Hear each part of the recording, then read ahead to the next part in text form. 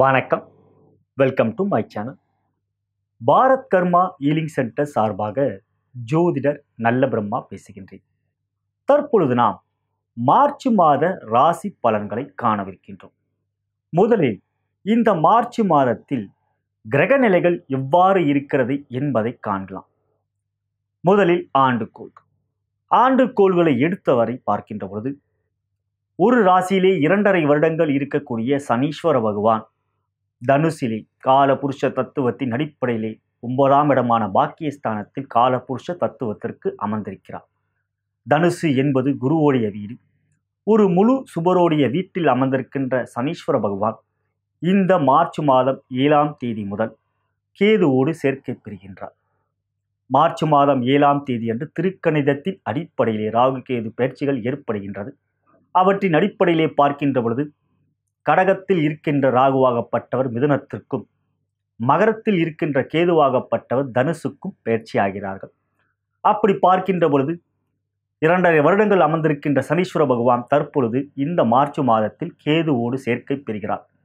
ஞானக்காரகன் என்று அழைக்கப்படுகின்ற கேது சனீஸ்வரரோடு சேர்க்கப்படுகின்ற பொழுது சனீஸ்வரருக்கு கெடுபலன்கள் கொடுக்காத ஒரு நிலையும் என்ன ஓட்டத்தையும் கொடுப்பார். கேதுவால் ஞானம் பெற்று சனீஸ்வர பகவான் நாயக்காரக நீதி தேவன் என்கின்ற அடிப்படையிலே நியாயமாக நடந்து கொண்டு உண்மையிலே நல்லவர்களாக இருக்கவர்களுக்கு நல்ல பலன்களையும், தீய எண்ணங்கள் கொண்டவர்களுக்கு அதற்கான பலன்களையும் கெடுபலன்களையும் கொடுப்பார். இவ்வாறு சனீஸ்வர பகவான் மார்ச் மாதத்தை பொறுத்தவரை எந்த விதமான மாற்றமும் இல்லாமல் தொடர்ந்து தனுசிலேயே பெயர்கிறார். அதன் பிறகு என்று பார்க்கின்ற பொழுது ராகு கேது.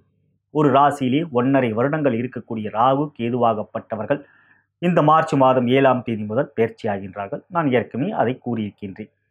அவ்வாறு பார்க்கின்ற பொழுது ராகுவாகப்பட்டவர் புதனுடைய வீட்டிலும், கேதுவாகப்பட்டவர் குருவுடைய வீட்டிலும் இருக்கிறார்கள். ராகு கேது என்பவர்கள் சர்ப்ப கிரகங்கள். அவர்கள் இரு சுபர்களுடைய வீட்டில் அமர்கிறார்கள். குருவாகப்பட்டவர் முழு சுபர். ராகுவாகப்பட்டவர் அமர்ந்திருக்கின்ற வீடு புதனுடைய வீடு. அவரும் பார்க்கின்ற பொழுது அசுபரோடு சேர்க்கை பெறுகின்ற பொழுது அசுப கிரகமாகவும், சுபரோடு சேர்க்கை பெறுகின்ற பொழுது சுபகிரகமாகவும் கருதப்படுவார். எனவே இதுவரை ராகுவாகப்பட்டவர் சந்திரனுடைய வீட்டில் இருந்தார். சந்திரனையும் சூரியனும் பிடிக்கக்கூடியவர்கள். சந்திர கிரகணம் சூரிய கிரகணம் என்ற ஒரு மிகப்பெரிய மாற்றத்தை கொடுக்கக்கூடிய அதிக பலம் கொண்டவர்களே ராகு மற்றும் கேதுவாகப்பட்டவர்கள். எனவே ராகுவாகப்பட்டவர் சந்திரனோட வீட்டில் இருந்த பொழுது, கேதுவாகப்பட்டவரும் சனியோட வீட்டில் இருந்த பொழுதும் பெரிய அளவிலே நற்பலன்களை செய்யவில்லை. ஆனால் தற்பொழுது ராகு மற்றும் கேதுவாகப்பட்டவர்கள் சுபர்களுடைய வீட்டில் அமர்கின்ற பொழுது அந்த வீட்டுக்குரிய பலன்களை, அதாவது கேதுவாகப்பட்டவர் குருவுடைய பலன்களையும், ராகுவாகப்பட்டவர் புதனுடைய பலன்களையும் உங்களுடைய ஜனன ஜாதகத்துக்கு ஏற்பவும் ராசி அடிப்படையிலே மாத பலன்கள், ஆண்டு பலன்களும் இவர்கள் இனி அவ்வாறு தான் உங்களுக்கு பலாபலன்களை கொடுப்பார்கள் என்பதை நான் தெரிவித்துக் கொள்ள விரும்புகின்றேன். இறுதியாக ஆண்டுக்கோள்களிலே குரு பகவான் இந்த மார்ச் மாதத்தை பொறுத்தவரை அவர் விருச்சிகத்திலே பயணத்தை தொடர்கிறார். இவ்வாறு பார்க்கின்ற பொழுது அடுத்தபடியாக மாதக்கோள்கள். மாதக்கோள்கள் என்று எடுத்துக்கொள்கின்ற பொழுது இந்த மாதத்தில் மாதக்கோள்கள் பல்வேறு விதமான பயிற்சிகள் எதிர்கொள்கிறார்கள். முதலில் புதன் பகவான். புதன் பகவானாகப்பட்டவர் மார்ச் மாதம் 5ஆம் தேதி முதல் வக்ரமாகிறார். மார்ச் மாதம் 14ஆம் தேதி வரை மீனத்தில் நீச்சம் பெறுகின்ற புதன் பகவான் வக்ரமாக இருந்து உச்ச பலன்களை அனைவருக்கும் கொடுக்கவிருக்கிறார். அதன் பிறகு மார்ச் மாதம் 15ஆம் தேதி அன்று பின்னோக்கி வக்ரகதியாக கும்பத்துக்கு பயிற்சியாகிறார். இது புதன் பகவான் இந்த மாதத்தை பொறுத்தவரை மீனத்திலும் மற்றும் கும்பத்திலும் சஞ்சாரம் செய்யவிருக்கின்றார். மார்ச் மாதம் 28ஆம் தேதி அன்று தான் கும்பத்தில் அவர் வக்ர நிவர்த்தி பெறுகிறார். இவையே புதனுடைய இந்த மாத சஞ்சார நிலையாகும். சூரியன் என்று எடுத்துக்கொண்டால் மார்ச் மாதம் 14ஆம் தேதி வரை அவர் கும்பத்திலே பயணம் செய்வார். அது எல்லோருக்கும் நன்மையை செய்யுமா என்றால் நிச்சயமாக செய்யும். ஏனென்றால் கும்பத்தில் அமர்ந்திருக்கின்ற சூரிய பகவான் தன்னுடைய 7ஆம் பார்வையாக தன்னுடைய சொந்த வீடான சிம்மத்தை பார்வை செய்வது சூரியன் பலம் பெறுகின்ற ஒரு அமைப்பாகவே எடுத்துக்கொள்ளலாம். மார்ச் மாதம் 15ஆம் தேதி அன்று அவர் கும்பத்திலிருந்து மீனத்துக்கு பயிற்சியாகிறார். அது சிம்ம ராசிக்கு 8ஆம் இடம். எனவே அரசாங்க விகிதத்தில் பார்க்கின்ற பொழுது பல்வேறு விதமான குழப்பங்கள் அரசு ரீதியாக, மேலும் ஆட்சி ரீதியாக இவையெல்லாம் பல்வேறு விதமான குழப்பங்களையும் பெரிய போராட்டங்கள், எழுச்சிகள் ஏற்படக்கூடிய ஒரு நிலையாகவும், அரசு சம்பந்தப்பட்ட விஷயங்களில் பல்வேறு விதமான சஞ்சலங்களும் மக்களுக்கு அதனால் அவதிகளும் ஏற்படக்கூடிய ஒரு நிலையாகவே இருக்கும். ஏனென்றால் சிம்மத்துக்கு 8ஆம் இடமான அஷ்டமத்தில் சூரியன் அமர்கின்ற இந்த மாதத்தின் பிற்பகுதியிலே பல்வேறு விதமான குழப்பங்கள் ஏற்பட இருக்கின்றது. இவையெல்லாம் உங்களை பாதிக்குமா என்றால் நிச்சயமாக அரசு சம்பந்தப்பட்ட பதவியிலே இருப்பவர்கள், மேலும் அரசாங்கத்தோடு தொடர்பு கொண்டவர்கள், அரசியலே இருப்பவர்கள் சற்று எச்சரிக்கையாகவே இருக்க வேண்டும். மேலும் கான்ட்ராக்ட் இவையெல்லாம் செய்து கொள்கின்றவர்களுக்கும் கூட்டு தொழில் செய்பவர்களுக்கும் பல்வேறு விதமான பிரச்சனைகள் ஏற்படக்கூடிய ஒரு நிலையாகவே மாதத்தின் பிற்பகுதியில் மார்ச் மாதம் 15ஆம் தேதி முதல் மீனத்தில் சஞ்சாரம் செய்கின்ற சூரிய பகவான் அவ்வாறு பலன்களை கொடுப்பார். இருப்பினும் சூரியனுக்கு வீடு கொடுத்த குருவுடைய பார்வையை சூரியன் பெறுவதனால் பெரிய அளவிலே நாட்டுக்கும் மக்களுக்கும் பாதிப்புகள் இல்லாத ஒரு வண்ணமாகவே இருக்கும். இவையெல்லாம் சூரியனுடைய பெயர்ச்சி இந்த மாதத்தில் இருக்கின்ற அமைப்பு ஏற்படுகின்றது. அதற்கு அடுத்தபடியாக பார்க்கின்ற பொழுது சுக்கிரன் மற்றும் செவ்வாயாகப்பட்டவர்கள் மார்ச் மாதம் 22ஆம் தேதி அன்று பயிற்சியாகிறார்கள். அதாவது சுக்கிர பகவான் மகரத்தில் இருந்து கும்பத்திற்கு மார்ச் மாதம் 22ஆம் தேதி பயிற்சியாகிறார். மேலும் செவ்வாய் பகவானாகப்பட்டவர் மார்ச் மாதம் 22ஆம் தேதி அன்று மேஷத்தில் இருந்து ரிஷபத்துக்கு பயிற்சியாகிறார். இவையே இந்த மாதத்தில் கிரக சஞ்சார நிலையாகும்.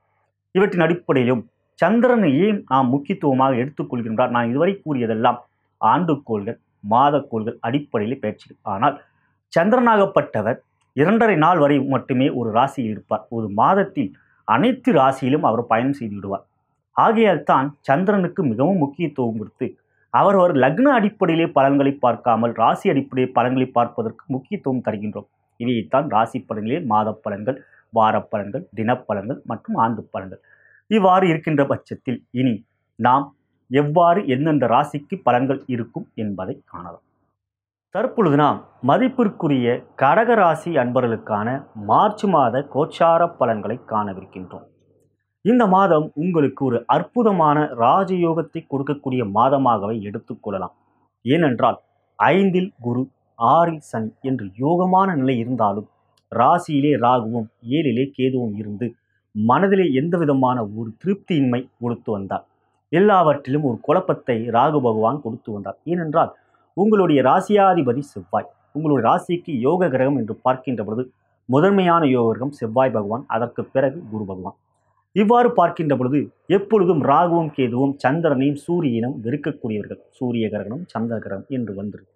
ஆகையால் எப்பொழுதும் சிம்மத்திலோ அல்லது கடகத்திலோ ராகு இருக்கின்ற பொழுது அந்த ராசிக்குரியவர்களுக்கு படாத பாடு படுத்தி விடுவார்கள். எனவே தான் 5இல் குருவும் 6இல் சனீஸ்வரன் இருந்தாலும் பெரிய அளவிலே மகிழ்ச்சி இல்லாத ஒரு சூழ்நிலை இருந்தது. இந்த மார்ச் மாதம் 7ஆம் தேதி முதல் ராகு உங்கள் ராசியிலிருந்து விலகி 12க்கு வந்து விடுகிறார். கேதுவாகப்பட்டவர் 7இல் இருந்து 6க்கு வந்து விடுகிறார். இதுவரை இருந்த கணவன் மனைவி உறவிலே சிறு சிறு சஞ்சலங்களும் குழப்பங்களும் இருந்தது, இனி இருக்காது. மிக அற்புதமான யோக கிரகங்களாக, அதாவது ஆண்டுக்கோள்கள் மிக அற்புதமாக அமர்ந்திருக்கிறார்கள். மேலும் மாதக்கோள்கள் என்று பார்க்கின்ற பொழுது செவ்வாய் பகவான் மிக அற்புதமாக உங்களுடைய ராசிக்கு 10இலும் 11இலும் சஞ்சாரம் செய்கின்றார். அவ்வாறு இருக்கின்ற அமைப்பிலே உங்களுக்கு செவ்வாய் யோக கிரகம் என்ற ரீதியாக மிக அற்புதமான யோக பலன்களை கொடுப்பார். மார்ச் மாதம் 22ஆம் தேதி வரை உங்கள் ராசிக்கு 10இலே செவ்வாய் ஆட்சியாக அமர்ந்திருப்பதும், அதன் பிறகு ராசிக்கு 11இலே வருகின்ற பொழுது குருவோடைய பார்வையாக சமசப்தமாக குருவும் செவ்வாயும் பார்த்து கொள்வது குருமங்கள யோகம் என்கின்ற அற்புத யோகம் உங்களுக்கு ஏற்படுகின்றது. எனவே மிகப்பெரிய சாதனைகள், மிகப்பெரிய வெற்றிகளை பெறக்கூடியவர் இந்த மாதத்தில் நீங்கள் இருப்பீர்கள். அவ்வாறு பார்க்கின்ற பொழுது சூரியனாகப்பட்டவர் மார்ச் மாதம் 15ஆம் தேதி வரை உங்களுடைய ராசிக்கு 8இலே அமர்ந்து இதுவரை உங்களுக்கு எளிதில் உணர்ச்சி வசக்கூடிய, அதிக கோபப்படுத்தக்கூடிய அமைப்பை கொடுத்து வந்தார். மார்ச் மாதம் 15ஆம் தேதி என்று உங்கள் ராசிக்கு 9ஆம் இடத்துக்கு வந்து விடுகிறார். குருவால் பார்க்கப்படுகிறார். எனவே அரசாங்க வகையிலே அரசு பதவிகள் எதிர்பார்த்து கொண்டிருப்பவர்கள், அரசாங்கத்தில் உத்தியோகம் எதிர்பார்த்து கொண்டிருப்பவர்களுக்கு சாதகமான ஒரு மாதமாகவே இருக்கின்றது. தேர்வுகள் மிக நெருக்கத்தில் இருப்பதனால் மாணவர்களுக்கு இந்த மாதத்தில் மிக அற்புதமான யோகங்களை பெறக்கூடிய அமைப்பாகவும், தேர்வுகளுக்கான ஒரு முயற்சியிலே மிக விரிவாக மிக கிரகிக்கக்கூடிய அமைப்பாக உங்களுடைய சுறுசுறுப்பிலே நீங்கள் பெறுவீர்கள். இந்த மாதத்தை பொறுத்தவரை பெண்களுக்கு மிக அற்புதமான ஒரு யோகத்தை கொடுக்கக்கூடிய அமைப்பாகவே இருக்கிறது. ஏனென்றால் உங்களோட ராசிக்கு 7ஆம் இடத்தில் சுக்கிரன் மார்ச் மாதம் 22ஆம் தேதி வரை இருந்து உங்களோட ராசியை பார்ப்பதால் பெண்கள் மனதிலே மகிழ்ச்சியும், திருமணத்துக்கான சுபகாரியங்கள் கைகூடக்கூடிய, புத்திர பேர் எதிர்பார்த்தவர்களுக்கு அதற்கான ஒரு யோக அமைப்பின் நற்செய்தியும் கிடைக்கக்கூடிய அமைப்பாகவே இந்த மார்ச் மாதம் உங்களுக்கு இருக்கும். அரசாங்கத்தில் வேலை புரிபவர்கள், மேலதிகாரிகள் சரியான ஒரு இணக்கமான நட்பை கொள்வார்கள். சக ஊழியர்கள் உங்களிடம் நட்பு பாராட்டுவார்கள். பங்கு தொழில் செய்து கொள்வதற்கு யோகத்தை கொடுக்கக்கூடிய, வியாபாரத்தில் மிகப்பெரிய ஏற்றத்தை கொடுக்கக்கூடிய அமைப்பாக இருக்கும். வியாபாரிகளை பொறுத்தவரை அற்புதமான யோகத்தை பெறக்கூடிய மாதமாக இருக்கும். இந்த மாதத்தை பொறுத்தவரை நீங்கள் எந்த முயற்சி செய்தாலும் அவற்றிலே உங்களுக்கு வெற்றிகள் கிடைக்கும். மார்ச் மாதம் 15ஆம் தேதி அன்று புதனாகப்பட்டவர் வக்ரமாக பின்னோக்கி 8ஆம் இடத்தில் கும்பத்தில் அமர்வது, மறைந்த புதன் நிறைந்த தனம் என்பதனால் தன வரவாகப்பட்டது தாராளமாகவும் பணப்புழக்கம் அதிகமாகவே இருக்கும். கொடுக்கல் வாங்கல் மிக சிறப்பாக இருக்கும். எதிர்பாராத வகையிலே அதிர்ஷ்டத்தை, உத்தியோகத்திலே உங்களுக்கு ஏற்றத்தையும் பதவி உயர்வும் பெறக்கூடிய அமைப்பிலும், வியாபாரத்தை அபிவிருத்தி செய்யக்கூடிய யோக அமைப்பையும் இந்த மாதத்தில் பெறுகிறீர்கள். எனவே இந்த மாதமாகப்பட்டது கடகராசி என்பவர்கள் எத்தகைய முயற்சியிலும் நீங்கள் தாராளமாக எடுக்கலாம். உங்களுடைய திசைகள் சிறப்பாக இருந்துவிட்டால் இந்த யோகங்கள் பன்மடங்கு பெருகி உங்களுக்கு யோகத்தை கொடுக்கும். கடகராசி என்று பார்க்கின்ற பொழுது புனர்பூச நட்சத்திரம் 4ஆம் பாதம், பூச நட்சத்திரம் 4 பாதம், ஆயிலின் நட்சத்திரம் 4 பாதம். எனவே உங்களுக்கு மத்தியம வயதிலே சுக்கிர தசை நடக்கும். சுக்கிரனாகப்பட்டவர் லக்னத்தின் அடிப்படையிலே சிறப்பாக இருந்து விட்டால், அல்லது புதனாகப்பட்டவரும் லக்னத்தின் அடிப்படையில் சிறப்பாக இருந்தால், அத்தகைய திசைகள் உங்களுக்கு நடந்து கொண்டு இருந்தால் மிகப்பெரிய யோகத்தையும் மிகப்பெரிய வெற்றியும் பெறுவீர்கள். பொதுவாக கடகராசி என்பது ராஜராசி. எல்லாவற்றையும் சமாளிக்கக்கூடிய ஒரு ஆற்றலும், என்ன சிதறல் இல்லாமல் எதையும் செய்ய முடியும் என்கிற தன்னம்பிக்கையும் கொண்டவர்களே நீங்கள். இந்த மாதத்தை பொறுத்தவரை அற்புதமாக கிரகநிலைகள் இருக்கின்றது. மேலும் திசைகள் நான் கூறியவாறு உங்களுக்கு நன்றாக அமர்ந்துவிட்டால் அவற்றிலே புத்திகள் குரு புத்தியோ, செவ்வாய் சூரிய புத்தியோ அல்லது சந்திர புத்தியோ நடந்து கொண்டிருந்தால் உங்கள் காட்டில் இந்த மாதத்தில் அதிர்ஷ்ட மழை பெய்யும் என்றே எதிர்பார்க்கின்றேன். இவையெல்லாம் இந்த மாதத்தை பொறுத்தவரை உங்களுக்கு அற்புதமான ஒரு சிறப்பான ராஜயோக மாதமாகவே இருக்கின்றது.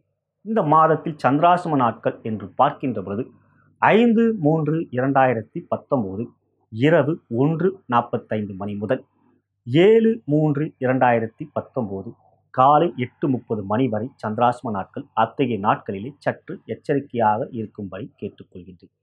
தற்பொழுது நாம் மார்ச் மாதம் முழுவதும் அனைத்து நாட்களும் சிறப்பான நாட்களே என்றாலும், மார்ச் மாதம் என்றால் 31 நாட்கள் இருக்கிறது.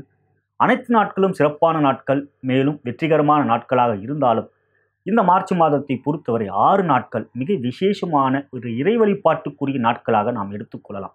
எவ்வாறு எனில் 3/3/2019 அன்று வருகின்ற திருவோணம் நட்சத்திரம் அன்று பெருமாளுக்குரிய நாளாகும். திருவோண விரதம் இருப்பதன் மூலம் விஷ்ணுவின் பரிபூர்ணமான அருளை நாம் பெற முடியும். இந்த மாதத்திலே திருவோணமான நாட்கள் இன்னொரு முறையும் வருகின்றது. 31/3/2019 அன்றும் திருவோண விரதம் இருக்கலாம். விரதம் என்று இருப்பது அன்று முழுவதும் உண்ணாமல் இருப்பது விரதம் அல்ல. அவரை நினைத்தாலே அவை விரதமாகவே எடுத்துக்கொள்ளலாம். சூரிய அஸ்தமனத்துக்கு பிறகு விஷ்ணுவை வணங்குவதும் அவருக்கு உங்களுடைய பெயருக்கு அர்ச்சனை செய்வதும் சிறப்பான ஒரு நிலையாகவே இருக்கும்.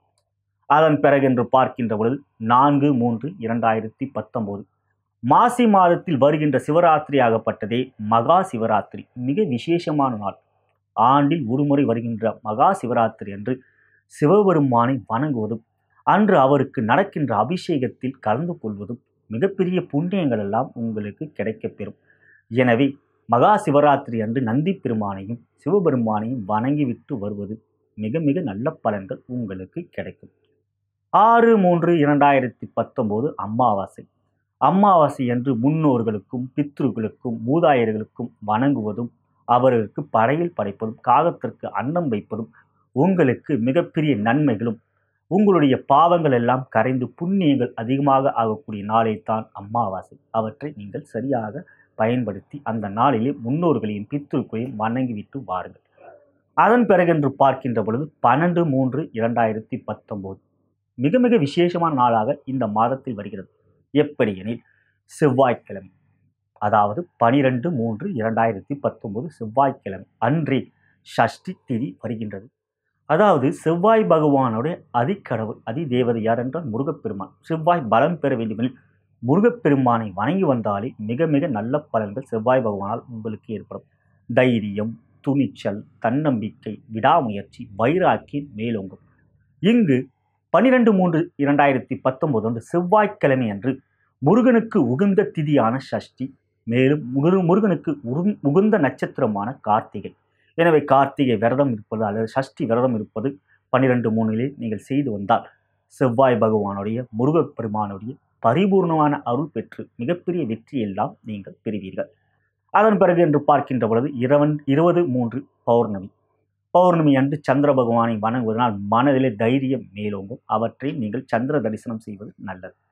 24/3 என்று பார்க்கின்ற பொழுது சங்கடஹர சதுர்த்தி, கணபதிக்கு உகந்த நாள். அன்றைய நாளில் சூரிய அஸ்தமனத்துக்கு பிறகு கணபதிக்கு நடக்கும் அபிஷேகத்தில் கலந்து கொள்வதும், உங்களுடைய பெயருக்கு அர்ச்சனை செய்வதும் கேது பகவானால் ஏற்படக்கூடிய கெடுபலங்கள் விலகி கணபதியின் அருள் கருணை உங்களுக்கு பரிபூர்ணமாக கிடைக்கும். எனவே இந்த மாதத்தில் இந்தந்த நாட்களிலே நீங்கள் இவ்வாறு இறை வழிபாடு செய்வதன் மூலம் உங்களுடைய ஆன்ம பலம் ஆத்ம பலம் எல்லாம் மேலோங்கும். வெற்றிகள் உங்களுக்கு நிச்சயம் கிடைக்கும். இங்கு நான் ஒரு முக்கியமான விஷயத்தை தெரிவித்துக் கொள்ள விரும்புகின்றேன். கோச்சாரம் என்பது அவரவர் ராசிக்கு அத்தனை நாட்களும் இவ்வாறு தான் இருக்குமா? அனைத்து ராசி நண்பர்களுக்கும், உதாரணமாக மேஷராசியில் பிறந்த அனைவருக்கும் இதே பலன்தான் நடக்குமா என்றால் நிச்சயம் கிடையாது. அவரவருடைய ஜனன ஜாதகம், பிறந்த நேரம், தேதி, மாதம், வருடம் மற்றும் பிறந்த இடம் இவற்றின் அடிப்படையில் லக்னம் என்பது வரும். லக்னம் என்பது அச்சாணி, மையப்புள்ளி. அதன் அடிப்படையிலே யோகாதிபதிகள் யார், அவ யோகாதிபதிகள் யார் என்பது தெரிய வரும். தசைகள் எவ்வாறு இருக்கும் என்பது அதன் அடிப்படையில் தான் நாம் தெரிந்து கொள்ள அறிந்து கொள்ள முடியும். உங்களுடைய ஜென்ம நட்சத்திரத்தின் அடிப்படையிலே தசைகள் நடந்து கொண்டிருந்தாலும் அவையெல்லாம் லக்னத்தின் அடிப்படையிலே சிறப்பாக இருந்துவிட்டால் உங்களுடைய வாழ்க்கை எப்பொழுதும் மேன்மையை பெறும். ஆகையால் உங்களுடைய ஜனன ஜாதகம் எவ்வாறு இருக்கிறது என்பது தெரிந்து கொள்ள வேண்டுமெனில் ஒரு நல்ல ஜோதிடரும் உங்களுடைய ஜாதகத்தை காட்டி எவ்வாறு தசாபுத்தி அந்தரங்கள் நடந்து கொண்டிருக்கிறது என்பதை அறிந்து கொள்ளுங்கள்.